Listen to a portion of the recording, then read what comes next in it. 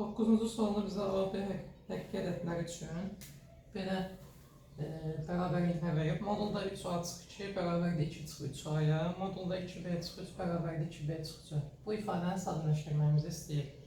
Əgər moduldan ifadənin qarşılıq bilir 3A mənfi 3A üstəgəl 2. Əgər bizdə ifadənin əksi modulda çıxıbsa, onunla modulun içindəki ifadə sıfırdan kiçikdir. Buradan tapa bilərik ki, A 2 bölünsün 3-dən kiçikdir. Aşağıdakında amma moduldan özü çıxıb. Buna görə bu deməkdir ki, sıfırdan böyükdür. Yəni B 1/5-dən böyükdür. İndi bunları nəzərə alıb aşağıdakı ifadəni sadələşdirirəm. Əvvəlcə surətdə heç bir dəyişiklik eləmirəm. 1 çıxar qalır. A çıxı B var. A bizdə 3-dən kiçikdir. B amma 1/5-dən böyükdür. Burada aydındır ki, B daha böyük olacaq. Yəni çıxması mənfi eləyəcək. Ona görə də əksini çıxardıram. B çıx A. A çıx 1 də mənfi eləməlidir. Çünki A 3-dən kiçikdir. Ona görə yenə əksini çıxardıram. 1 çıx A. Ben profesyonel burasını siləyəm. 1 çıx B isə mənfidir yenə. Amma qarşıdakı mənfiyə vurulacaq müsbət olur və olduğu kimi çıxır. 1 çıx B. Buradan B'lər gedir. Qalır 1 çıx A bölünsün 2 çıx 2A. Cavabımız onda 2-də 1 eləyəcək. Növbəti sualda funksiyanın qrafikini verib, tənliyin istəyir bizdən.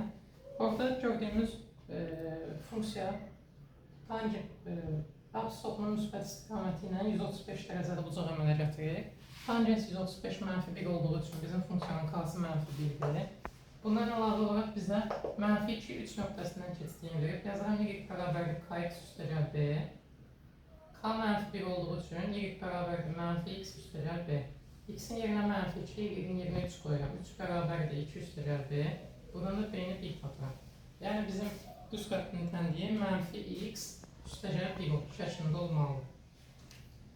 Daha sonra bu 13-cü sualda bizdən bu ədəddə neçə dənə minlik olduğunu soruşur. Ən asan sualdır. Neçə minlik olduğunu tapmaq üçün sondan 3 dənə hissəni atıram. Deməli bizdə 1389 dənə minlik var bu ədəddə. İndi 11-ci suala gəlirik. Trapesiyanın diaqonalları ilə bağlı bir sualdır. Burada deməli nə istəyir bizdən? Trapesiyanın diaqonallarının orta nöqtəsindəki arasındakı məsafə verib bizə. Bir də kiçik oturacağını verib. Orta nöqtələri arasındakı məsafə 2-yə bərabərdir. Bura A, bura B, C, D deyiləm. Kiçik oturacağı da 12 verib. Bizdən böyük oturacağın uzunluğunu istəyir. Bunun üçün nə bilməliyik? Burada bir neçəsinə oxşarlıq yaranacaq. Deməli, bu hissəni uzadıram mən. Aydın ki, bu MN hissəsi BC-yə və AD-yə paraleldir. Fales teoreminə görə bura x bölü x nisbətində, yəni 1 bölü 1 nisbətində yarıya bölünübsə, onda burada yarıya bölünəcək. Burada nə çıxır? 3 bucaq AM, bura Y deyək, burada F, AMY oxşardır 3 bucaq ABC'yə. Yəni MY-nin yerini səhv yazdım. AMY, ABC. MY-nin BC-yə yox, düzdür.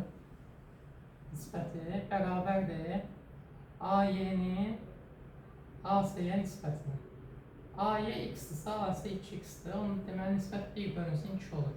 Bizdə əgər BC 12-dirsə, onda bu MY hissəsi 6 olacaq. Eyni ilə F-in hissəsi də 6 olacaq. Bu 3 bucaq üçün oxşarlığı yazsaq, bu da 6 olacaq. Bizdə indi baxırıq 3 bucaq AC D-yə.